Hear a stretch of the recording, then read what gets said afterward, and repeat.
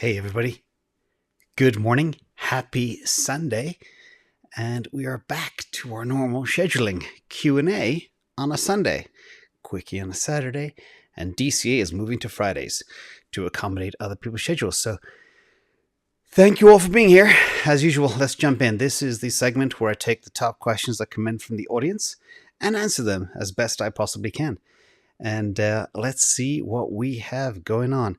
So first of all, let me turn this and jump in. First of all, we'll talk about where we are and go through everything that we have going on. So here we are at the very beginning. We're going to chat about a whole bunch of stuff today.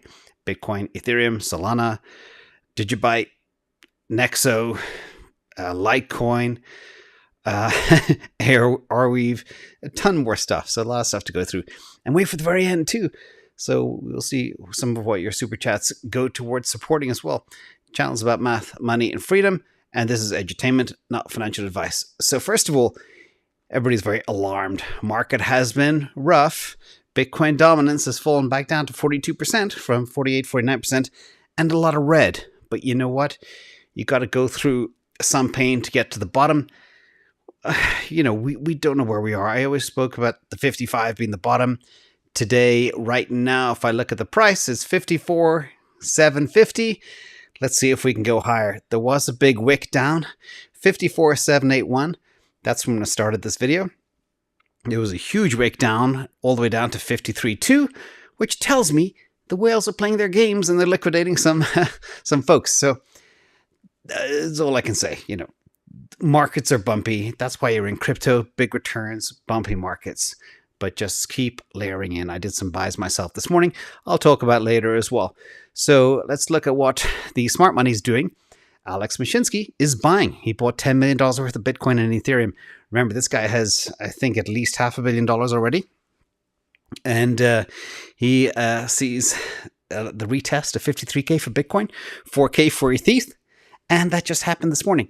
There we are. We hit 53.2 on the nose pretty much for Bitcoin. Wick down.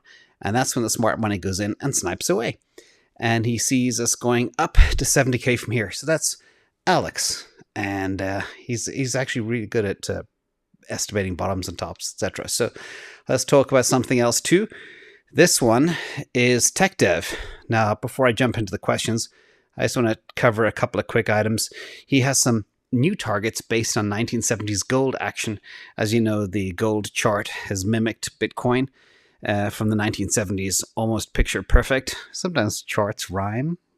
But according to this, he has targets of 43 to 58K for September. These are wide margins. So again, take them as you are. October, 53 to 67K. November, 58 to 90K, which is, again, based on the gold chart. Are we going to see 98K in the next 2 days? No, we will not. December, 70K to 110K. That would be nice. In fact, my minimum year-end target that I estimate based on my models is 68,750.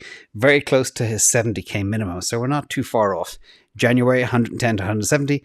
Feb, 180 to 280. Can you imagine 280K Bitcoin in Feb? Like literally, that's what, 12 weeks from now. That'd be insane. Anyway, who knows? Just models. So let's go to the first question. And a big thank you for these questions. This is from Chad and Simon. Have you ever looked into Arweave? It's a Solana-based project that seems like it has potential. Smaller market cap, number 79 on CMC. That means coin market cap. Tokenomics may be the only concern. Yes, I have. I've looked into all of the Solana projects heavily and in depth. So let's talk about what we see when we look into them. First of all, yes, you are correct. The tokenomics are not perfect, and it is a utility token like Filecoin. And after a detailed analysis, I still think it's better to hold Solana instead. The score on the crypto compendium was in the kind of like the bottom 60th percentile, which isn't bad, but it's not good. Solana's a lot better. So as a result of that, we passed. Again, utility tokens have utility, not necessarily the best assets for speculation. But let's look at the chart and see what we see. So according to this, we are now 50% off the all-time high. It was clearly overbought a few times. So the thing I'm trying to point out to you guys here, and gals in the audience, is you can see the top range of that Bollinger Band. Every time it went above it, out of it, it always regressed, reverted back to the mean, which is what things do. Right now, we are under the 50-day moving average, above the 200. So, if it's something you really like, it might be a good buying opportunity right now at this current price. I personally prefer Solana.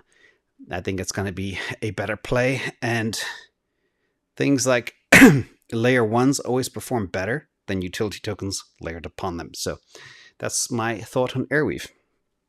Next question. This one is from Peter Helander.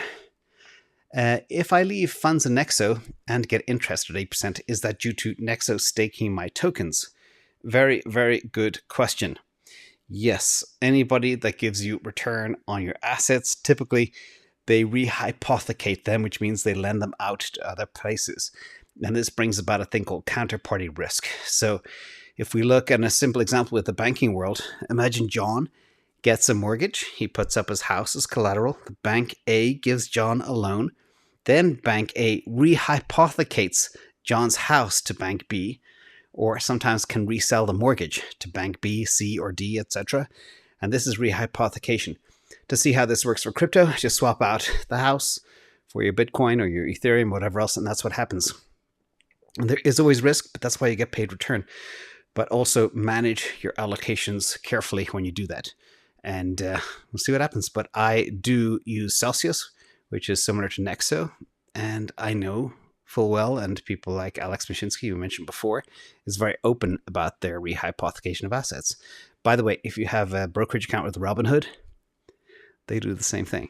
So anyway, but they don't pay you interest. That's the difference. So next question is from, what is the factor preventing you from buying Quant?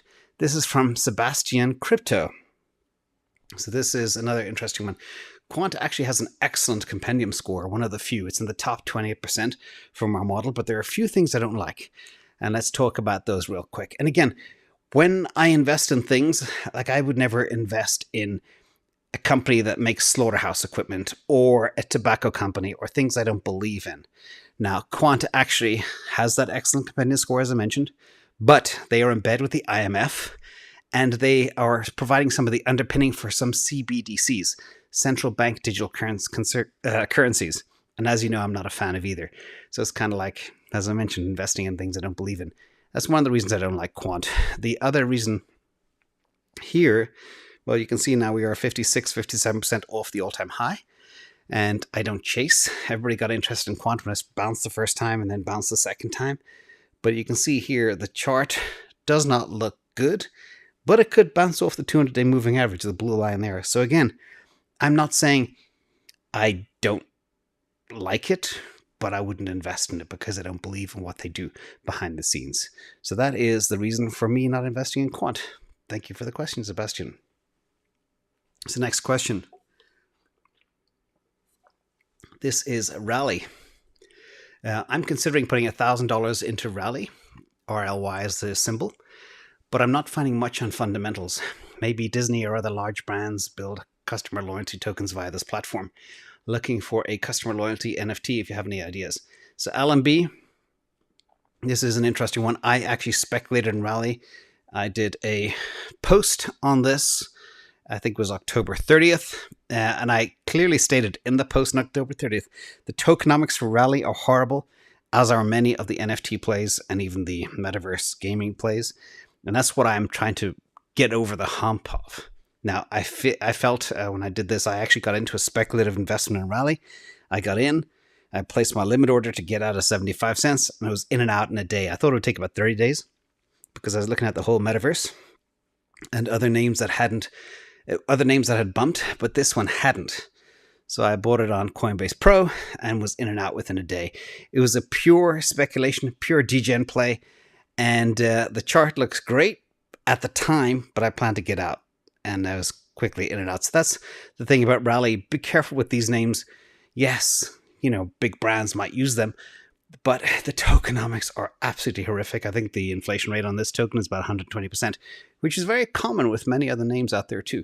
So just be careful. So, and in terms of other names like Rally, I don't know.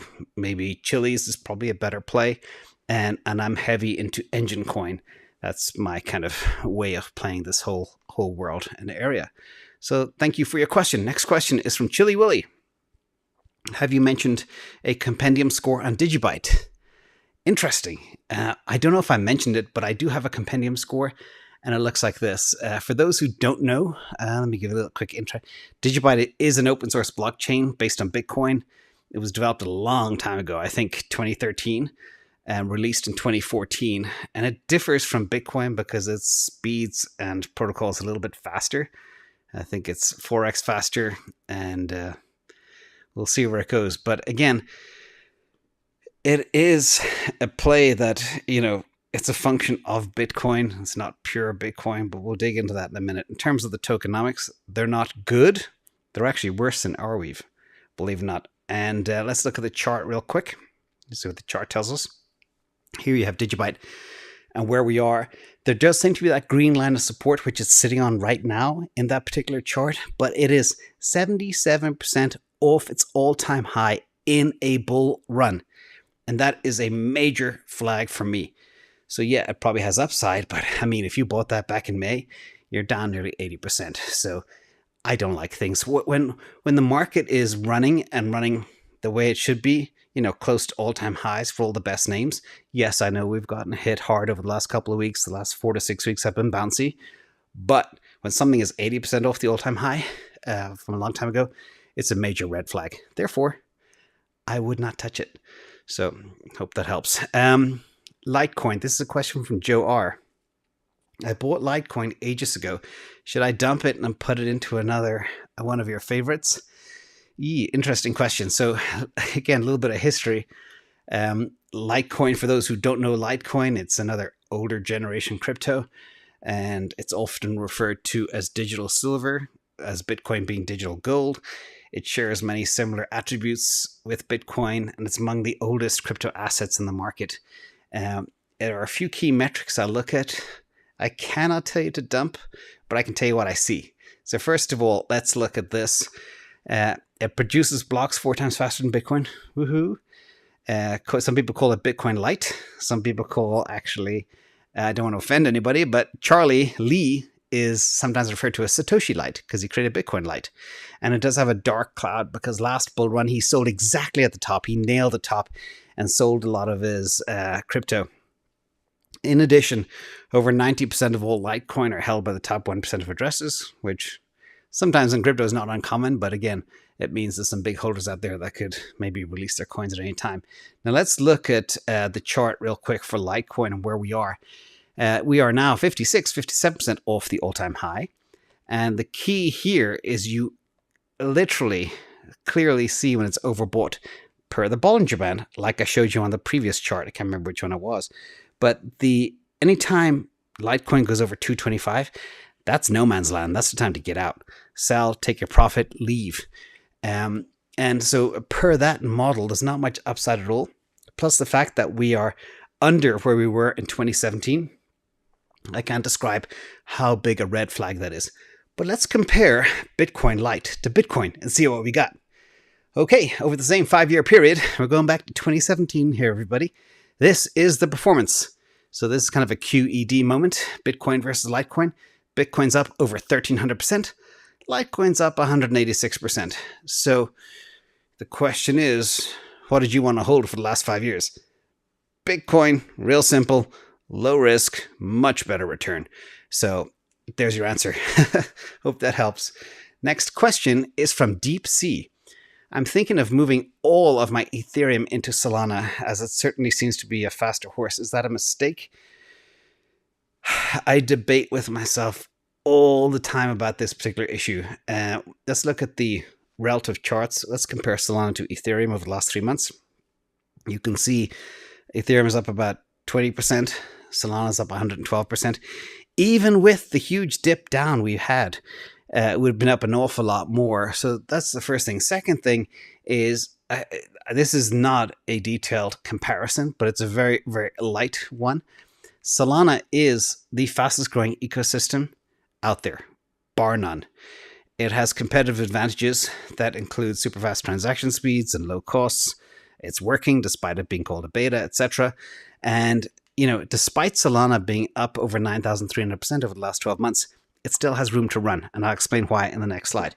But if you look here at the advantages of Ethereum, yes, it's a first mover, has the first mover advantage. It is widely adopted. Tons of stuff is built on Ethereum, like Binance, etc., a whole bunch of stable coins. And the inflation rate is 0.4%, and it's going deflationary real soon, thanks to EIP 1559. So they are huge positives for Ethereum. Solana is growing faster and is built and growing, crazily, despite it still being a beta. And Solana is already ETH 2.0 in terms of speed, and probably will still be better in terms of cost. But the inflation rate is 10.2% versus Ethereum 0.4%. Remember, Solana is new. It's a new chain. It only really came out just a little over a year ago. Therefore, it still is a beta and it's still being adopted. But that tells me there's a lot of upside. So let's look at this chart. As you guys know, I like to use market cap sometimes as a comparable to estimate prices and tie it into my price models. My thesis since April of 2021 has been that Solana will hit 20% of Ethereum's market cap. And when it does that, it will be worth somewhere between $500 and $600. But if Ethereum goes to $8,900, which is my other Ethereum price target, then we are off to the races. So the point here is, I think, again, based on my models, based on all my analysis, Solana will do a lot better as we go forward. But Ethereum will also explode. So I hold both. I don't sell my Ethereum because of tax reasons. If I could flick a switch and not have any tax ramifications, I'd be all into Solana right now. I'd swap out my Ethereum for Solana. In fact, I haven't bought Ethereum since $2,400, and I bought Solana at 183 this morning. So that tells you what I'm doing. But my Ethereum bag is 4 times larger than my Solana bag. Now, this is another point of reference here as well. Crypto billionaire Sam Bankman-Fried, I covered him the other day.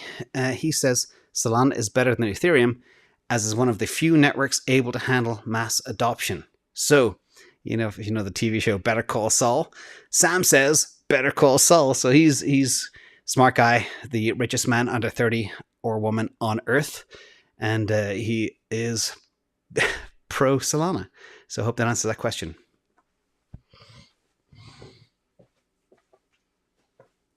So next question is from Peter.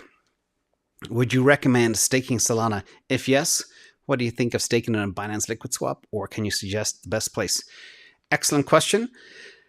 And I was going to do a staking video, but there's so many of them out there. What's the point in reinventing the wheel? It's all pretty easy, but I'll just tell you what I do real fast.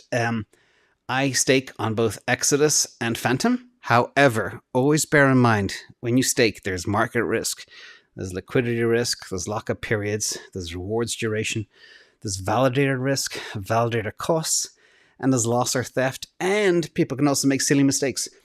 Send stuff to the wrong wallet, lose it in transit, etc. So there's a lot of risk with staking. Therefore, I recommend only ever stake no more than 1/3 of your bag with one platform.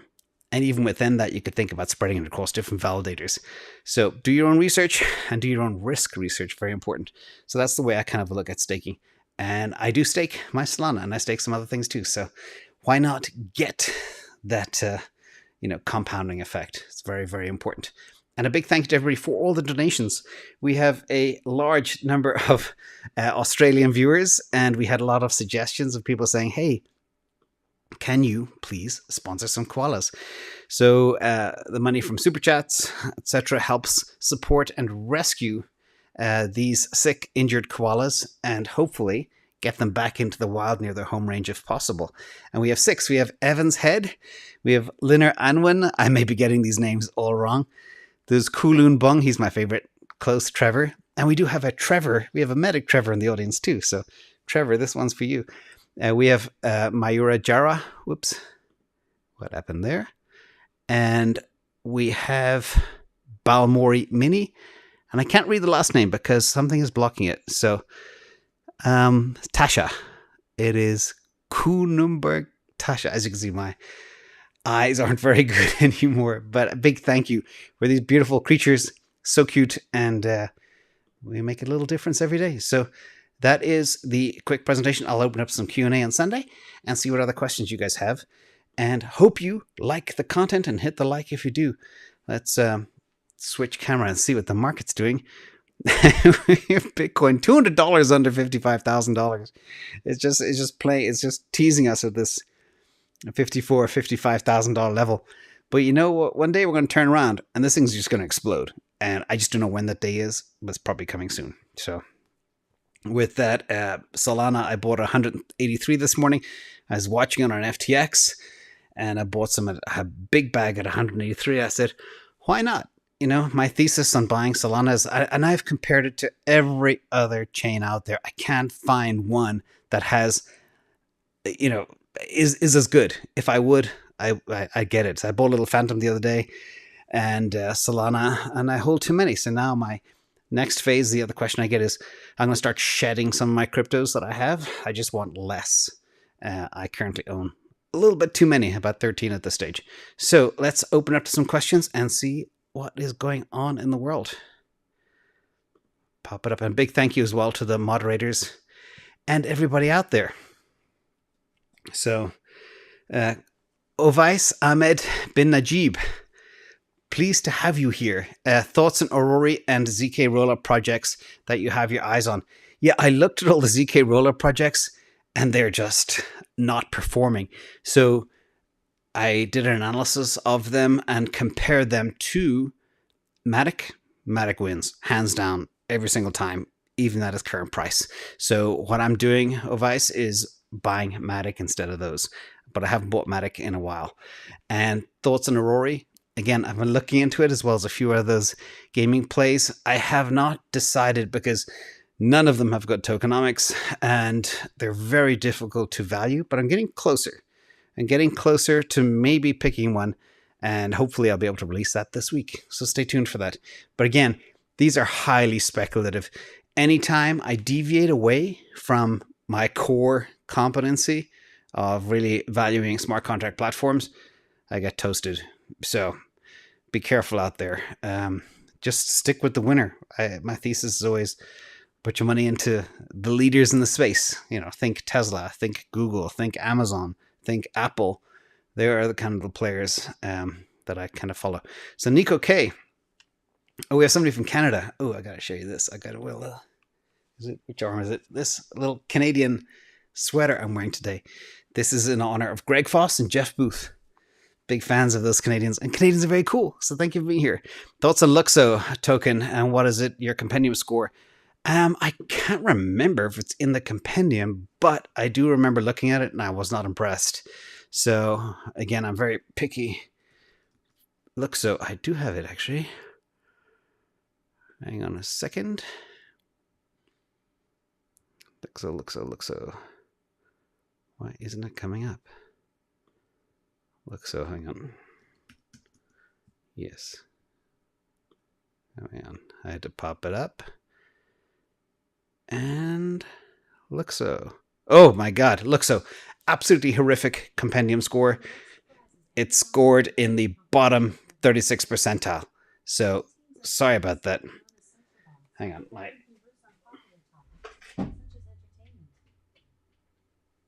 Sorry. I said something and it triggered the Alexa in my bunker that controls all the lighting and everything else. So sorry about that. Yeah, Luxo, complete garbage. Wouldn't touch it in a million years. Sorry, Nico. Mason Vieira. How do you see the real estate market next year? Well, I still see big money projects, big REITs, BlackRock buying up say, individual homes. It all depends on interest rates. If they do start tapering and they do increase interest rates, that'll put some downward pressure on real estate. Other than that, there's too much demand and too little supply, so prices will keep pace with inflation, which would be 12 to 15% as we go forward. So real estate next year, on average, 12 to 15% gains. So $1 million home will be worth 112 grand by the end of next year. Dwyer, can you review a coin called BSC Win Bulls? Tokenomics are immense and it's a cross-chain, a lottery for the people and more. Let me just have a quick look. I'm going to save it to ones to look at. 99% of the time people recommend stuff.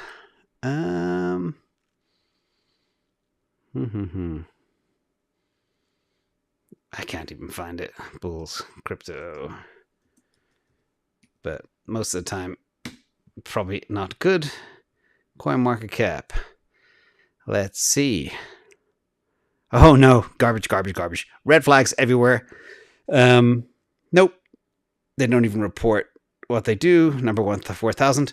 No. At this stage of the game, everybody, it's suicide to play with anything outside the top 50, top 100. You just looking to throw yourself in a spear. It's game over. Yeah. And the tokenomics are horrific, Dwyer, by the way. I don't know what tokenomics you're looking at. That is, they don't even disclose what supply is. Massive red flag. So be careful there, everybody. Jason Patrick Saunders with 115 SOL. Do you think it's enough to stake? And where is it good to do it? So I stake on Everstake using Phantom Wallet, but no more than a third of your bag. That means you've got 115 SOL. Don't put any more than 40 on Phantom. And maybe half with Everstake. So that'd be 20 with Everstake, and then look at the fees and look at the amount they have staked with them. The bigger, I always pick the biggest with the best references and the lowest cost. And that's how I choose. So I hope that helps, Jason. And let me see. Fantasy, Collision, and Customs. Yes, name change. Where do you see Sol in this bull run coming? I see it going to 500 to 700. And I sound like a moon boy when I say that, but if you look at what it's compared to, and I do relative valuations against the top 20 smart contract platforms, I mean, when I see, I won't mention any names, when I see the valuations of things like, well, Avalanche, for example, I mean, it just means Solana is very undervalued, even after the huge run that it's had. So I remain completely bullish. Isaiah Hadley. Will you do another updated Solana video as compared to ETH? Right now, I have about a third of my crypto balance split between Bitcoin, ETH, and Solana. I can. That's a good idea. I did kind of like a very cursory comparison, but I should do it showcasing how I actually value the tokens and what I look at around, the number of dApps and DEXs and TVL and growth rates. And that could be an interesting project. They just take a long time to do, but I'll definitely look into that. Julio A, thoughts on ENS? How do I know ENS? I know I've looked at it before. That's the Ethereum name service. Well, they airdropped so many tokens out there to everybody for free. The circulating supply is terrible. The inflation is terrible. It was great for the airdrop. What I was telling people, anybody that got it, just sell it immediately and buy Bitcoin. So if you look at the price,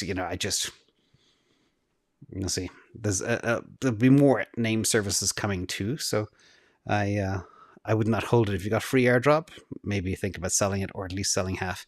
Bearded Jagger, why are you down on Solend considering run-ups and sell-offs a typical price action after IPO?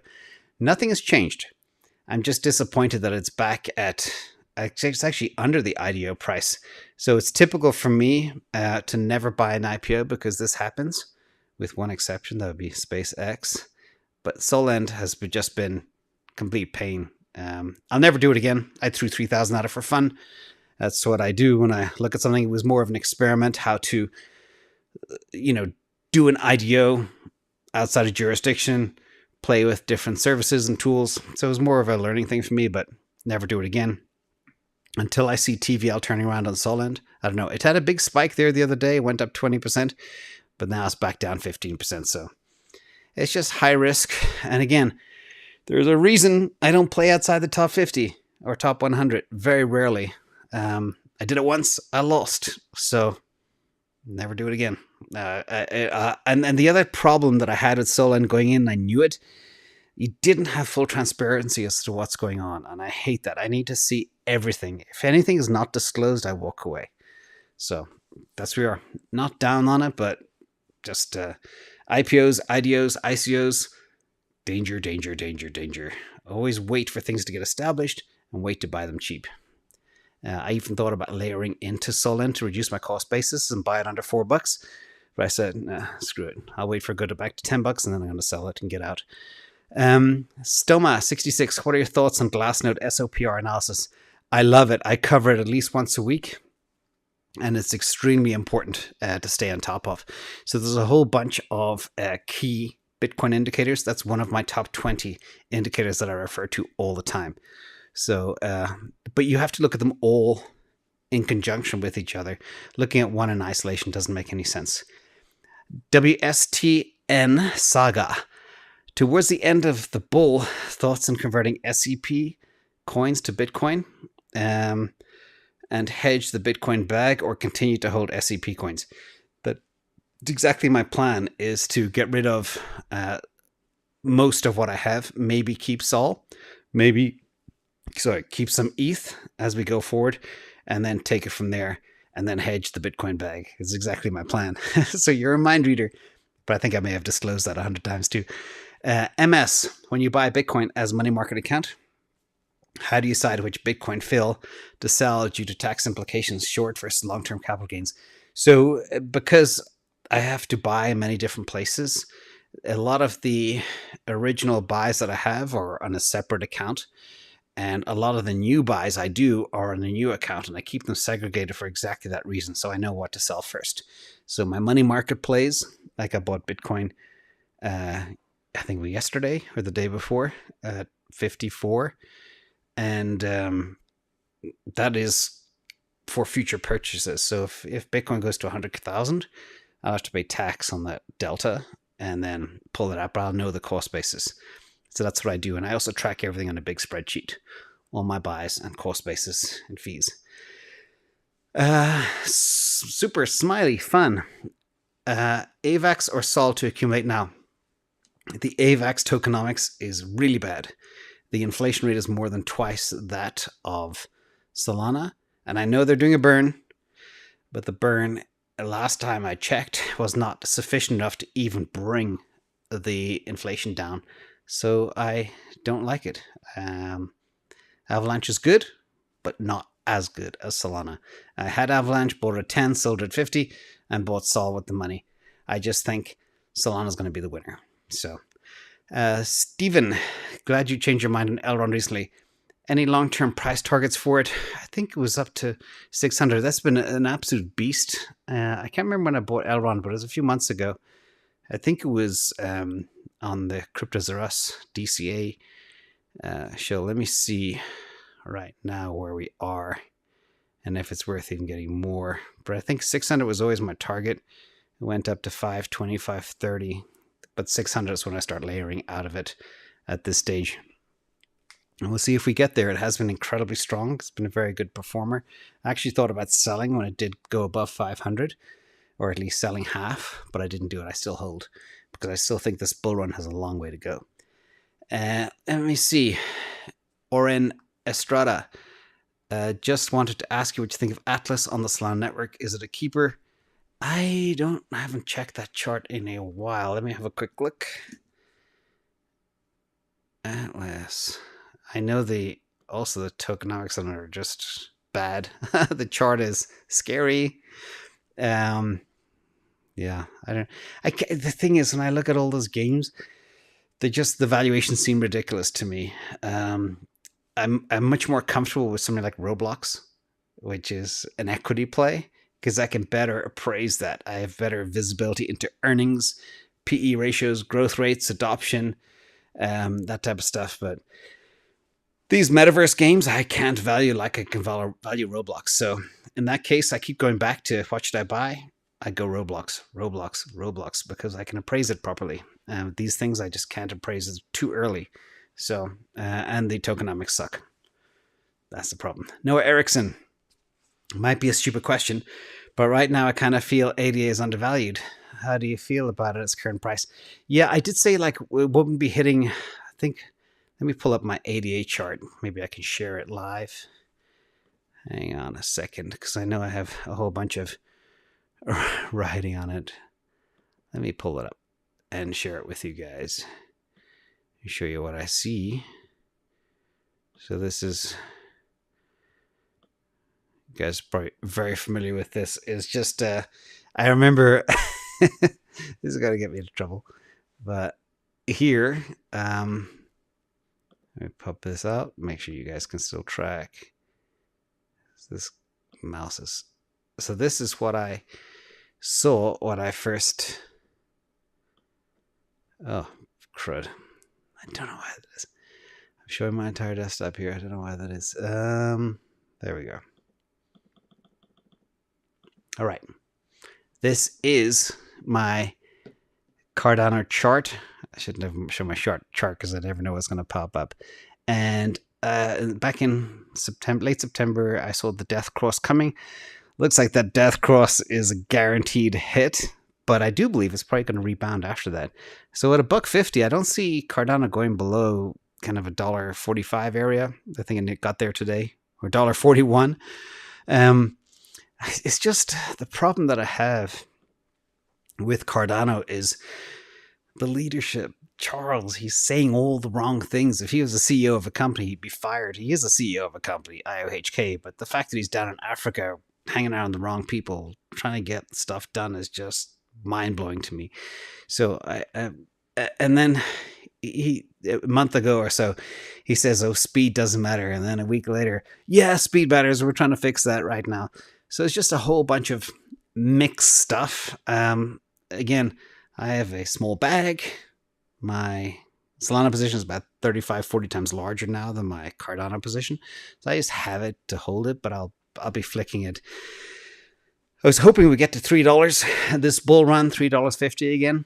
Maybe even $4. It looks like that's not going to happen, but you never know. If it looks like they're putting a lot of their execution plans off to the year 2022, which is concerning because that's going to be the end of the party.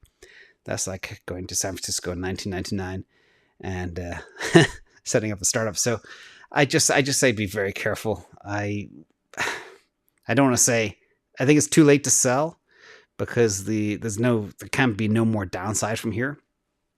But I think people are getting very impatient. They're selling their bags because they see everything else running up and they're just so frustrated. And some of the people out there on Twitter, check out Twitter Cardano people. They are so desperate to try and pump it. So I really don't know what to say.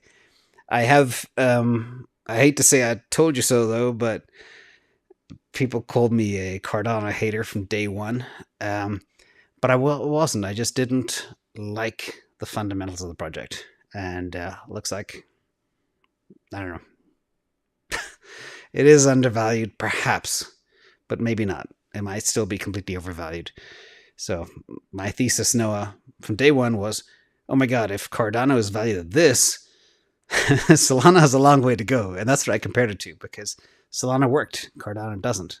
Solana 50,000 TPS. Cardano 250. Fees 100x higher than Solana. It's just adoption, no TVL. It's just every single metric I looked at, it dinged Cardano. And that's how I was so confident. But here we are. Let's hope they can figure stuff out. But they're losing the war right now against the other platforms. Big time. So that's all I'll say on Cardano. Chase O'Neill. Have you been able to check Verasity? Yes, I did. Don't like it. Sorry about that. I checked Verasity a whole bunch of times. And people love it. But I couldn't. First of all, it's not a space that I like. And second of all, what was the big problem? Let me pull up my notes here. Yeah, it's too small, too weak. I don't know. Well, it's just the whole NFT plays. There's too many of them. There's hundreds and hundreds of them. If you look at the top 500 cryptos, there's probably 200 NFT plays. It's too many. It's a crowded space. It's not going to make it. And it's overvalued, in my opinion. Doesn't mean it's not going to go up, because this market does irrational things. Miggy 2J, when the bear market comes around and the market becomes boring, have you thought about throwing some health wealth videos into the mix? Yes, in fact, working on something behind the scenes. But remember, there's always to be money made in the markets. Look at me. I follow the fastest horse, but I don't care where it is. It could be a soap manufacturer in Vietnam, for all I care. If I see value, I'll invest in it. It doesn't have to be crypto. It doesn't have to be an equity. It could be copper. It could be oil. Any of those things. If I see oil going under $20 a barrel, I'm buying oil. So there's always opportunity to be made, everybody. Right now, crypto's red hot. It's a transformational time. The world is being tokenized, moving to the blockchain. But yeah, there's going to be some more stuff coming. and we're working on that as well. And a big thank you for donation as well. Somebody's mother, wishing everybody a wonderful day, a little something for the animals. You're so kind. Kate Boss, Deeps doesn't scare me anymore. That's good. Yeah, it's when you've been in this game, Kate, for a long time, you actually thrive on the volatility, especially when you have a plan and you have a little bit of dry powder. And hopefully many of you have some dry powder, so you get to lower your cost basis as well sometimes. Beyond the Bars, thank you. Luna, Elgar Kaida, Playing with Pastel, Shogunsky, Mia Wallace, Aunt Lynn, Alistair Parker, Chase O'Neill, and Drinks the Dreams, and JR. Thank you so much, everybody. I think that's a wrap. I feel like I've spoken a lot. And Tunas on Toast, Cool Beans, McGee, Technics 1210, Grandma New York City, coolest grandma in the world. Thank you for being here. Whiplash, Wisdom Hamze, Mac Stiggins, St. Jude Needs Us, Fantasy Collisions, Symmetry in Life. Bye, everybody. Thank you so much. And on a final note, again, expect a volatile night. But, you know, we're right. We've gone up $250 since I began the stream. Bitcoin's back at 55,000. Thank you for the good juju, everybody. I'll see you all soon. Bye.